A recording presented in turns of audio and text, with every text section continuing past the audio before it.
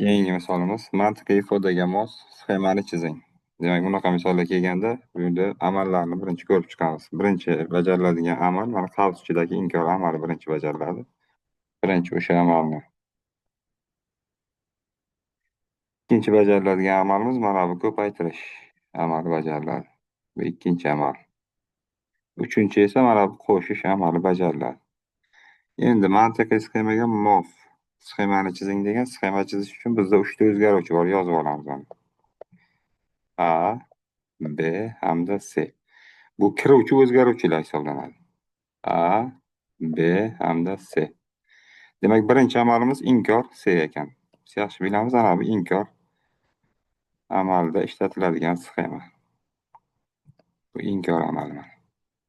Demak, C'dan inkor olindi. Ikkinchi amalimiz A'ni Bga nima qilishimiz kerak ekan? Ko'paytirishimiz kerak ekan. Demak, ko'paytiramiz ana bu yerdan. Bu ko'paytirish amali.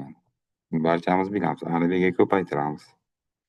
Endi nima qilamiz? Endi ikkalasidan chiqqan natijani uchinchi amalimiz qo'shish. Inkor C'ni ko'paytirilgan Bga nima qilamiz? Qo'shib olamiz mana bu yerda. Demak, qo'shish amali.